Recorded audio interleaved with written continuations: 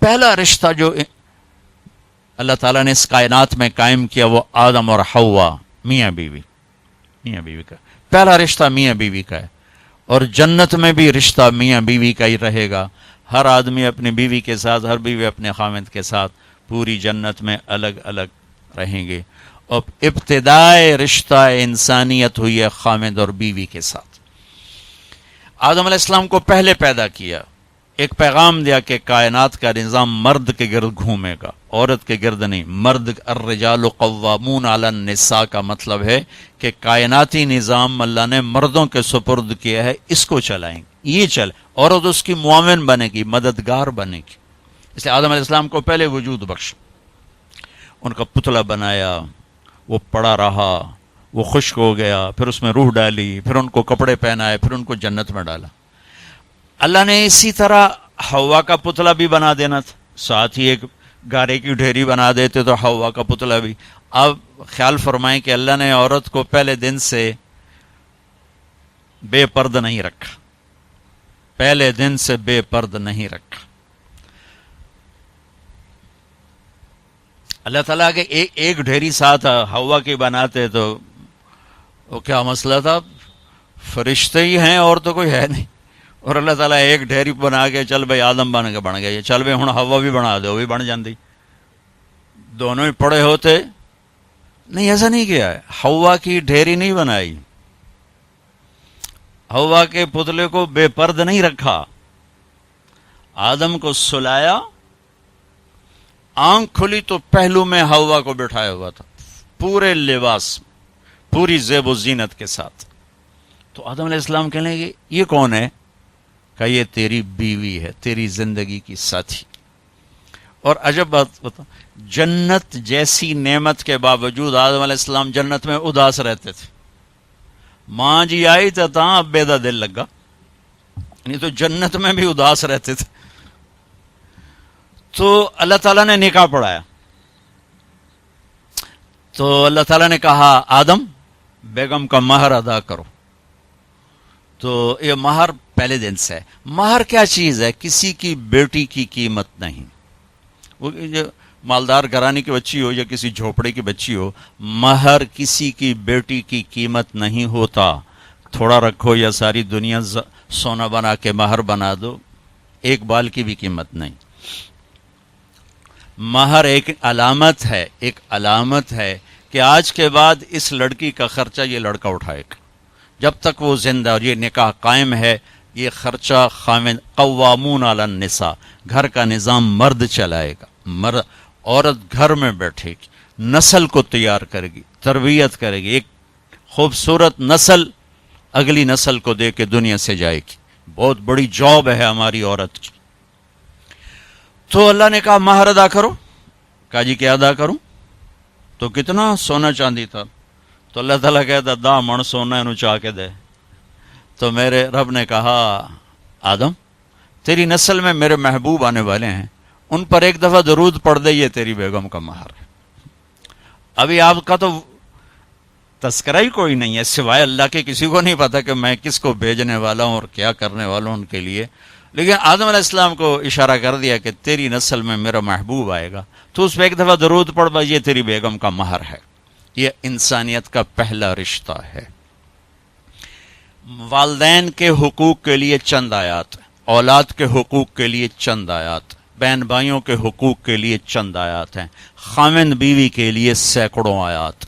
پوری سورت اتری ہے، سورہ طلاق، پوری سورت، سورہ نساء، سورہ طلاق، سورہ مائدہ میں، سورہ بقرہ میں، سورہ آل عمران میں اللہ نے سینکڑوں آیات اتاری کہ یہ رشتہ باقی رہے، کیونکہ اس میں کمزوری ہے، اہمیت کے باوجود اس میں ایک کمزوری ہے کہ ایک بول پہ ٹوٹ جاتا، باقی رشتہ ٹوٹتا نہیں۔ میں اپنی ماں کا فرما بردار ہوں یا نافرمان ہوں، ماں بیٹے کا رشتہ نہیں ٹوٹتا۔ باپ کا باغی ہوں یا باپ کا خدمت گزار ہوں، یہ رشتہ نہیں ٹوٹتا۔ بھائی سے لڑا ہوا ہوں یا صلح ہے، یہ رشتہ نہیں ٹوٹتا۔ لیکن خاوند اور بیوی کا رشتہ ایک بول پہ ٹوٹ جاتا۔ میرے نبی نے فرمایا علی طلاق سے بچنا، جب طلاق دی جاتی ہے تو اللہ کا عرش کانپ اٹھتا ہے، اللہ کا عرش کانپ اٹھتا ہے جب بے جا طلاق دی جاتی. ضرورت کے تحت تو طلاق رکھی گئی، لیکن جیسے آج کل کی طلاقیں ہو رہی تو اللہ کا عرش کانپ اٹھتا. میں اسلام آباد سے آ رہا ہوں سیدھ، تو وہاں ایک بچی ملی مجھے، کہا کہ مجھے طلاق ہو گئی کہ سسرال والوں کا تیرے ابے گڈی تو دیتی کوئی نہیں، چل واپس. اور خود وہ ڈاکٹر ہے جی، طلاق ہو گئی. تو اس طرح جب ظلم و ستم ہوتا ہے تو پھر اللہ کا عرش کانپ اٹھتا ہے. تو یہ رشتہ کیسے گزارنا ہے کہ زندگی خوبصورت ہو جائے؟ چونکہ میری بات سن لیں غور سے، آپ مالدار لوگ بیٹھے ہیں، پیسے سے آپ زندگی کو خوبصورت نہیں بنا سکتے. گھر خوبصورت بنا سکتے ہیں، گاڑی خوبصورت لے سکتے ہیں، زیور خوبصورت خرید سکتے ہیں. زندگی کی خوبصورتی کا تعلق ان چیزوں سے نہیں ہے. زندگی کی خوبصورتی صرف میرے نبی کی غلامی میں ہے. نبی پاک صلی اللہ علیہ وسلم ایک پاکیزہ زندگی لے کر آئے. جو اس کے پیچھے چلے گا اس کی زندگی میں حسن آئے گا، جمال آئے گا، کمال آئے گا، باقی ویرانیوں کے سوا کچھ بھی نہیں. تو میرے نبی نے 11 گھر آباد کیے ہمیں زندگی سکھانے کے لیے.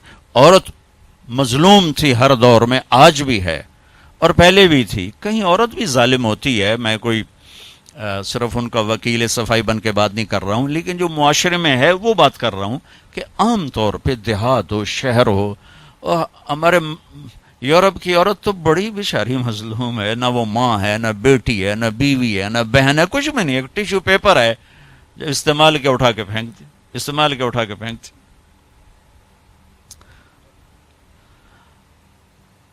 تو میرے نبی نے بھی اس کو ہائی لائٹ کیا. آپ تو شریعت لے کر آئے تھے، آپ نے زیادہ اس کو ہائی لائٹ کیا. تو آپ نے فرمایا جس کو اللہ نے 3 بیٹیاں دیں اور اس نے ان کی شادی کر دی تو جنت میں میرا ساتھی ہو جائے گا. تو ایک صحابی نے عرض کی یا رسول اللہ اگر 2 بیٹیاں ہوں؟ تو آپ نے کہا جو 2 بیٹیوں کی شادی کرے گا وہ بھی جنت میں میرا ساتھی ہوگا. ایک نے کہا یا رسول اللہ اگر 1 بیٹی ہو؟ اللہ اس کا بھلا کرے، کسی کی ہوتی ہے ایک، کہ یا رسول اللہ اگر 1 بیٹی ہوگا، جو 1 کی بھی شادی کرے گا وہ جنت میں میرا ساتھی ہوگا. ٹھیک، اب 10 بیٹوں کی شادی کرو تو جنت کا وعدہ کوئی نہیں، اور 1 بیٹی کی ڈولی اٹھا دو تو میرے نبی فرما رہے ہیں وہ جنت میں میرے ساتھ ایسے ہوگا. ایسے کیوں؟ 2 انگلیوں کو اشارہ کیا کہ میرے ساتھ ایسے ہوگا. اس کی کمزوری کی وجہ سے کہ وہ پستی ہے. تو میرے نبی نے مختلف مزاج کی عورتوں سے شادی کر کے خوبصورت زندگی پیش کی، نمونہ پیش کر کے تشریف لے کے. بچوں سے نسل چلتی ہے، بچے باپ کی جگہ سنبھالتے ہیں اور ان کی شادی کرنے پر اجر ہے، جنت کا وعدہ کوئی نہیں. اور بچی پرائی نسل لے کر چلتی ہے، اپنا گھر چھوڑ کے دوسرے گھر چلی جاتی ہے. اور میرے نبی فرما رہے ہیں 3 کی کرے تو ایسے، اور 2 کی کرے تو ایسے، اور 1 کی کرے تو میرے ساتھ ایسے ہے، اور 10 بچوں کی کرے تو اجر تو ملے گا، جنت کا وعدہ کوئی نہیں. پھر آپ نے فرمایا جس نے اللہ کو 2، آپ کے نہ فرمایا جس کو اللہ نے 2 بہنیں دیں یا 2 بیٹیاں دیں. کبھی بیٹی ہوتی ہے بہن نہیں ہوتی، کبھی بہن ہوتی ہے بیٹی نہیں ہوتی، اور اس نے ان کی شادی کی اور ان کا حق ادا کیا تو وہ جنت اس پہ واجب ہو گئی، جنت اس پہ واجب ہو گئی. حق ادا کرنے کا کیا مطلب ہے؟ ہمارے پورے بر صغیر میں دنیا کا تو پتہ نہیں ہے، بہنوں کو کچھ نہیں دیا جاتا، صرف جہیز دیا جاتا ہے. پنجاب ہو، سندھ ہو، بلوچستان ہو، سرحد ہو، ہر جگہ بہن کو، بہت کم لوگ ہیں جو بہنوں کو باپ کی وراثت میں سے پورا حصہ دیتے ہیں، ورنہ بھائی کھا پی جاتے. ہمارے ہاں تو ذمہ دار جیلی انگوٹھے لگا کے زمین پہ قابض ہو کے بیٹھ جاتا، دینا ہی سوال ہی نہیں پیدا ہوتا. اور میرے رب نے جب قرآن اتارا تو بیٹی کی وراثت پہلے بیان کی، بیٹے کی وراثت بعد میں بیان کی. یہ عجیب بات ہے. یہ عرب کا دستور تھا کہ بچی کو کچھ نہیں ملتا تھا، سارا بیٹے کا. ہندی ثقافت میں بچی کے لیے کچھ نہیں، سب بیٹے کا ہے، بچی کے لیے جہیز ہے بس.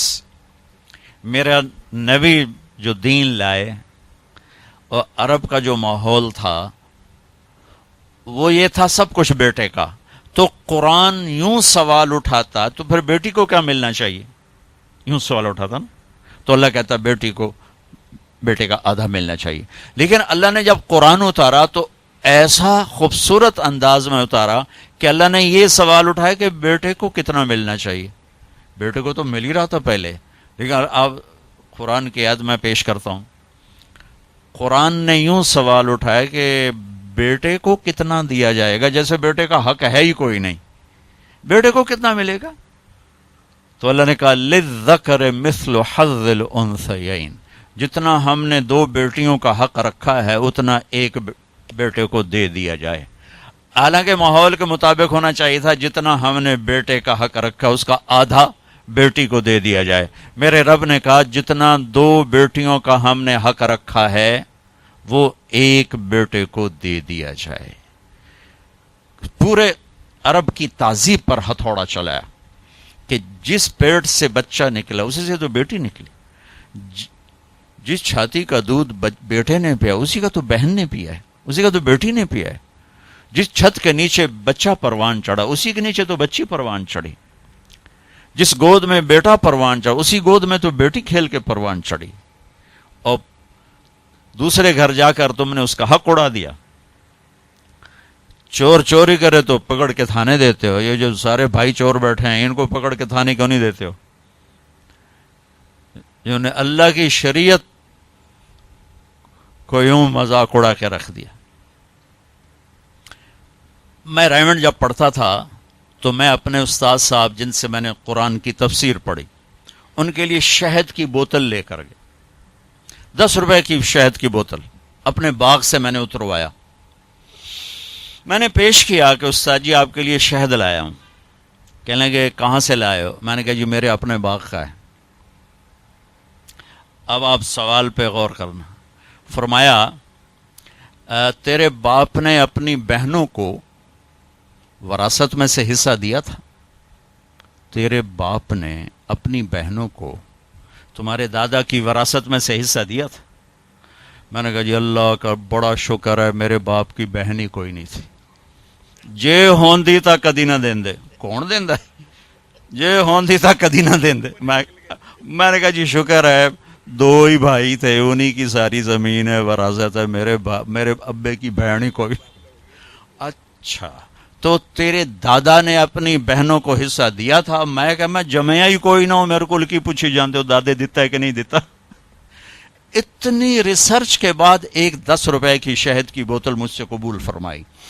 کیا مطلب تھا اس سوال کا کہ اگر تیرے باپ کی کوئی بہن ہے اور اس نے حصہ نہیں دیا تو یہ شہد میرے لیے جائز نہیں ہے، اور اگر دیا ہے تو پھر ٹھیک ہے لے میں رکھ لینا۔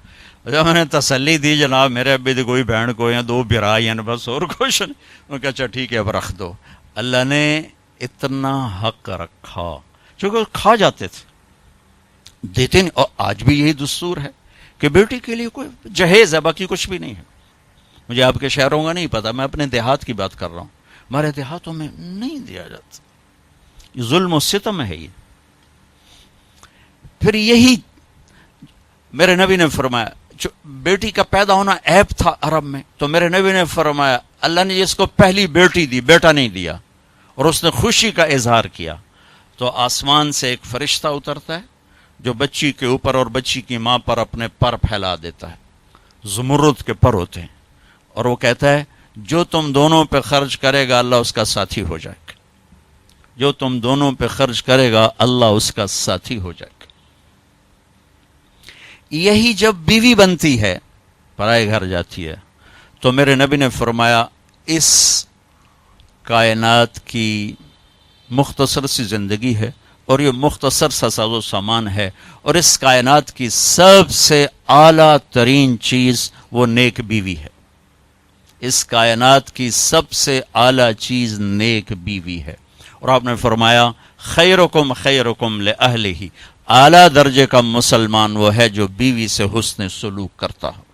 اور پھر آپ نے فرمایا انا خیرکم لأہلی، اور میں تم سب میں سب سے زیادہ اپنی بیویوں کے ساتھ حسن سلوک کرتا ہوں۔ میں ایک حدیث چند